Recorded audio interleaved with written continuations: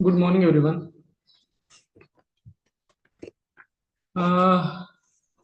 बहुत दिनों के बाद हम लोग लाइव आए हैं and we are going to the start and complete that entity topic one here. So what are the factors affecting teaching? We are going to elaborate and understand the topic here. Okay. तो factors affecting teachers, ये जो topic है, सब topic बोल सकते हैं, 8 topic में से. उसमें हम लोग क्या देखते हैं? तो सबसे पहले हम लोग देखते हैं कि teachers plays and pivotal role. तो सबसे पहला टॉपिक है टीचर रिलेटेड. टीचिंग का सबसे इम्पोर्टेंट जो पॉइंट है वो जो है वो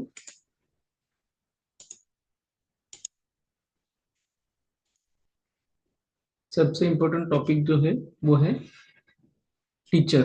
तो कौन से फैक्टर्स अगर हम लोग देखते हैं फैक्टर्स, तो फैक्टर में सबसे पहले आता है टीचर्स रिलेटेड फैक्टर्स. पहला कंपोनेंट क्या है? टीचर है.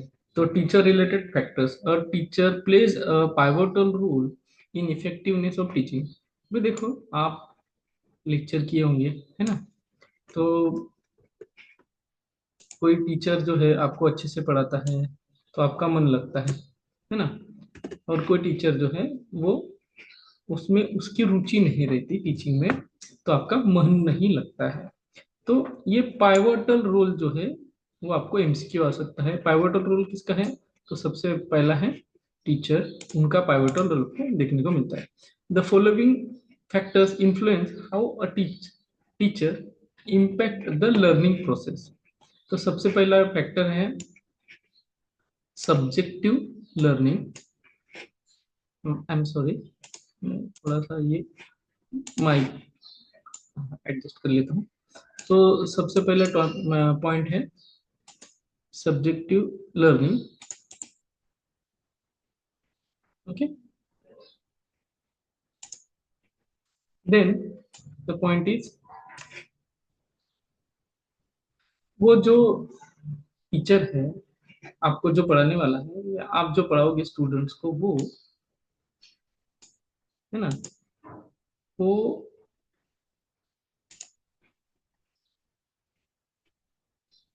कैसा काम करता है वहां पे?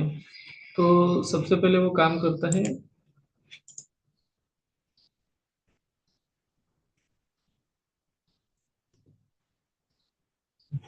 सबसे पहले वो काम करता है,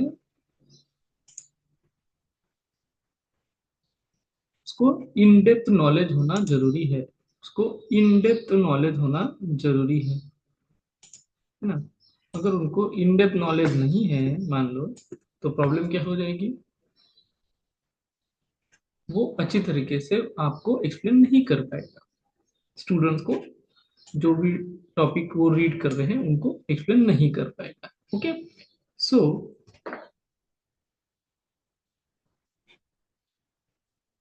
मान लो हमें इंग्लिश पढ़ना है ना? हमें इंग्लिश पढ़ना है और वहां पे इंग्लिश में सब्जेक्ट एक्सपर्ट एमए इंग्लिश या इंग्लिश लिटरेचर का कोई अच्छा जानकार है, तो वो क्या करेगा? आपको वो सब्जेक्ट के बारे में पूरी इंफॉर्मेशन देगा, है ना? वो आपको जो कॉन्सेप्ट है अच्छे तरीके से समझेगा. अगर आपके कॉन्सेप्ट क्लियर हो गए तो आप अच्छे तरीके से इसमें रिजल्ट आपको मिलने वाला है. A well informed teacher can simplify complex ideas for learning. Complex idea जो है वो सिंप्लीफाई कर देना, ये किसका काम है? ये टीचर का काम है. नेक्स्ट पॉइंट इज उसका प्रोफिशिएंसी. ये हो गया उसका subject expert. This is a subject expert. For example, we are going to discuss here about the English subject. आगे जो है स्पेशलाइजेशन रहते हैं आयुर्वेद में, होम्योपैथ में.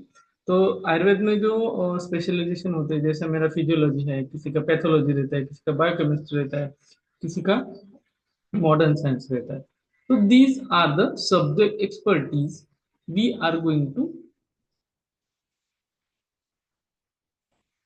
टैकल हियर, है ना। तो वैसे ही है teaching proficiency. What is mean by teaching proficiency?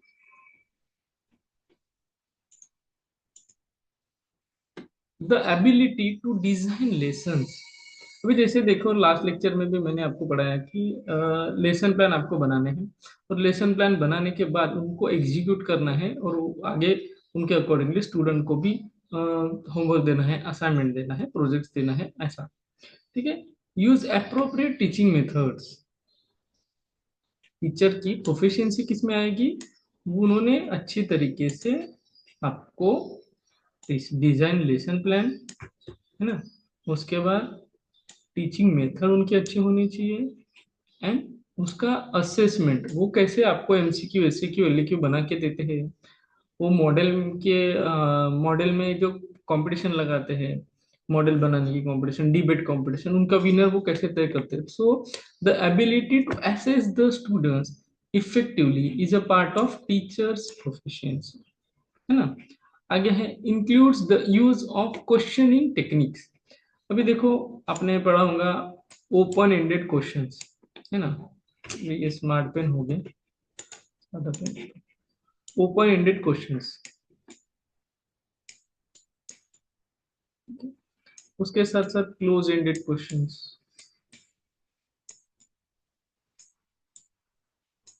ये ओपन एंडेड क्वेश्चंस मतलब हे असं का झालं, ये ऐसा क्यों हुआ, तो उसके डिफरेंट डिफरेंट हमें आंसर्स मिल सकते हैं। और क्लोज एंडेड क्वेश्चन मतलब ये इसने